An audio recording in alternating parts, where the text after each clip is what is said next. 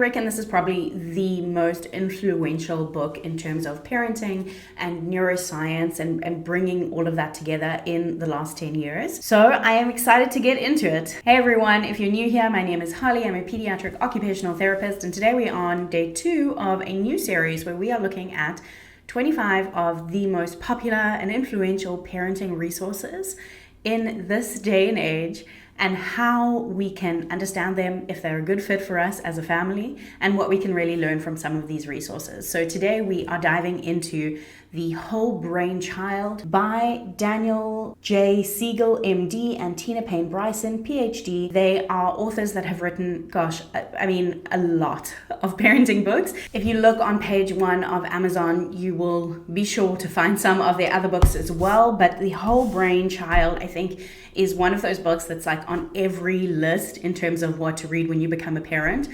especially when it comes to discipline, behavior, and also toddlers. So we're going to be talking a little bit more about that and really decoding what this book is all about. So first up, let's get into the big idea of this book. The big idea of this book is integrating what we know about neuroscience to help our children to not just survive, but thrive through our daily interactions with them. So in the opening, they talk about this example of I think it's sharing or something like that, where, you can come in with a behavioral approach and you're not allowed to share, you take the toy kind of thing, or you can come in with their kind of approach, which is more towards integrating the brain and the body and your emotions in terms of the way that you act. And you would maybe give them some skills in terms of understanding sharing. So you wouldn't just leave it as holding a boundary, but you would take your interactions with children a step further. So as I said, the authors of this book, Daniel Seigel, who is a medical doctor and also a clinical professor in psychiatry, as well as Tina Payne Bryson, who has her PhD, and she's a pediatric and adolescent psychotherapist. So they both work in research. They're both very well respected and well-known professionals internationally when it comes to neuroscience, but also parenting specifically. Okay, what are the key takeaways from this book? So the key takeaways, just like the front page kind of says, 12 revolutionary strategies to nurture your child's developing mind. And that's kind of what they do. They walk through 12 strategies and how you can use these in a practical day-to-day interaction with your child. While we're talking about these key takeaway points, I wanted to just pull a few out that I think are pretty significant, that I think we've probably heard about if we follow anyone in parenting in social media, these concepts that I think the book has really influenced how they seep into the way of common day parenting. One of their first points, they call it, is that right? Surfing the emotional wave. So throughout the book, they have these kind of cartoon graphics, and I think that the purpose is for us to firstly understand what they're talking about a little bit more, but then also to show our children and use them not only in home situations, but in classroom situations. So here, this is their first real point, and they talk about how, we can be going along in life and then somebody pushes you in the playground or somebody cuts you off in traffic, and you move to this place of chaos. And if the chaos isn't integrated and sorted out, then we become very rigid in the way that we think about things and the decisions that we make. So they talk about how sometimes we need to not make choices that become rigidity, but ride emotional waves.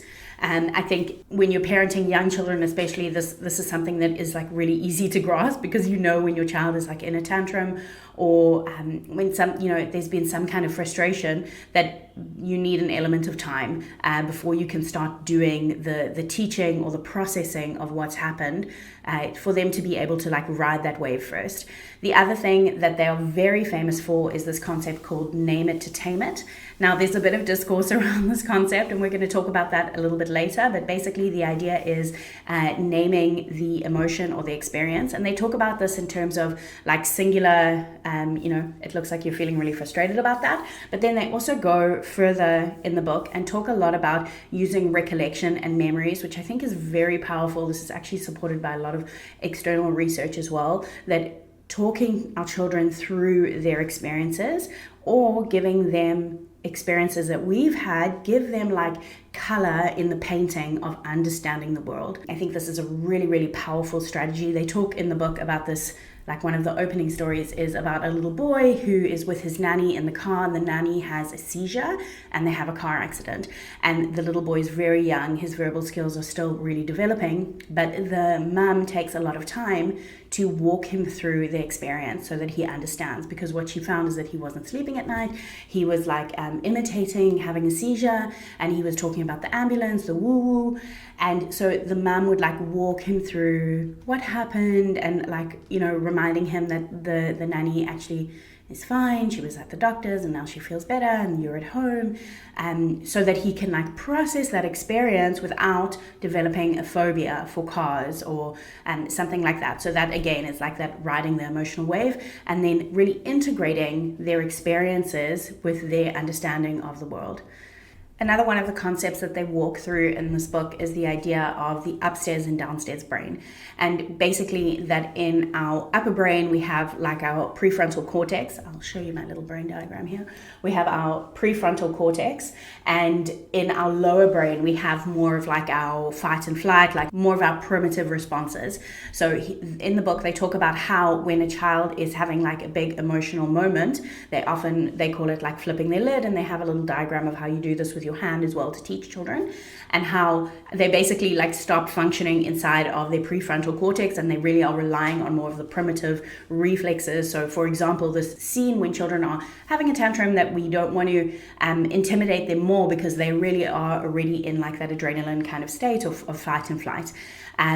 So they talk about how this impacts the way that we interact with children when they are in a tantrum or when they're in like a big emotional moment. It also talks about the way that we would then teach our children what's going on when they flip their lid and when they like leave their downstairs brain. I mean, they leave their upstairs brain and they like just go down into their downstairs brain and are having these big emotional moments. And what I like about the book as well is obviously here we talk a lot about play, and they really do involve this as one of, I think, two of their strategies are really in terms of building connection and play-based ways of helping our children, supporting them and understanding their emotions and understanding the world around them, which is amazing. The book also does have cheat sheets at the end, so I'll just show them to you.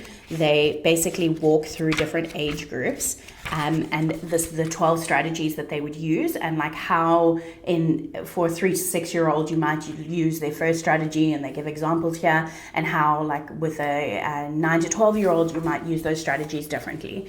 So in that way it's also really great because it gives you more of a breakdown. It does have a lot of practical ideas. There's a lot of like cartoons within this book. There's a lot of scripts and things like that for parents too. They also have a fridge cheat sheet that you can take and print out, or when you get the book you can tear it out and put it on your fridge. So let's move on to some of the discourse. If you go onto Amazon and look at purchasing this book, you'll see a lot of reviews that are pretty mixed. There's a ton of positive reviews, but there's also some reviews saying like this isn't science, this is debunked kind of science that is being presented. So I wanted to just break down some of those points so that you can understand in terms of reading the book. So basically there is this idea, you may have heard of it, actually recently they did a review and I think they said like 90% of educators still really practice this concept that children are either left brain learners or right brain learners, and that's like their learning style or their learning personality. So there's comments about this book that saying that it promotes this idea of learning styles. I'm not really sure that it does. It does talk about integrating the right and the left and the different sections of the brain, but I'm not sure that it specifically like goes towards the learning styles per se. The second concept that has brought a bit of discourse in terms of like the parenting communities with this book is that it really does focus on connection, and it's easy to look at it and say, okay, well, it's just about connection and there's no boundaries in place, but I don't think that that's what they support in the book at all. I think that they actually really do support like age appropriate boundaries for children, but you have to read the book, not an Instagram post about the book, to kind of understand that aspect of it. Again, just like that example that they give right up in the beginning with sharing, it's not necessarily that you're not having a boundary in place, but that you're going the step further in terms of educating your children about their experience, about coping strategies and all of that. Another comment that I've seen about this book is that it's too much teaching, like it's very information rich. in terms of what you would be expressing to your child. And I would tend to agree with that. I think there are children that may benefit very much from these kind of strategies. And I think that their work really does prove that there are many, many, many children that do benefit from that. But I don't think that it's for every single child that they are needing talk therapy so often throughout their day. I think that some children, we often talk about in like parenting about how it's caught, not taught. So I think while these strategies can be super helpful, there's also a really big component of us needing to model what we're wanting to pass down to our children instead of just teaching them through words. And just going back to this idea of that this is debunked science. So obviously these two authors actually work in research. I will note that there's no references in this book. A lot of parenting literature, they are citing not just their own research and experience, but a lot of other research that supports what they're saying. For me personally, I find this really helpful because I do like to know where the research is coming from and have a little bit more of a holistic, like deep dive into why they think this is more effective. I understand this as this is like their compilation of all of the research and work that they have done. And that's possibly why there are no direct references to other people's research within the book. In terms of whether it's debunked, I don't know. I think, it was published in 2011. Brain science is one of the areas that is the most fast developing at the moment. With brain imaging, genetic studies, we just learn so much each year about how our brains work, and especially in terms of how they develop and how children learn. Okay, so my personal review of the book, what did I think? I really love reading parenting books, and I really love nerding out on some of these details. So I felt like the book for me was interesting. I don't know if it really is an easy read for most people. 12 points is a lot of points. I know for within my membership community, Playful Pod, when we talk about like our tantrum strategy, we go for 4 points, not 12. Just because I don't feel like, even if you have a refrigerator sheet, I feel like 12 is a lot of things to go through. So I don't know if it's as practical as they had hoped. Like, it's obvious that they put a lot of effort to make this not just information based, but practical as well. For me, I didn't find it as practical as something that I could use. I also do think while this is on kind of every toddler must read list in terms of understanding tantrums, I actually feel like a lot of the strategies are more for older children. A lot of these strategies with all of the young children that I've worked with, as well as my own children, I don't know that they're such a good fit, because they are, again, like really information rich and a lot of talking. I would also say that within the book, they talk about like they give a lot of examples, right? But some of the examples, it feels like hard to apply them to the small daily frictions with children that we're walking through.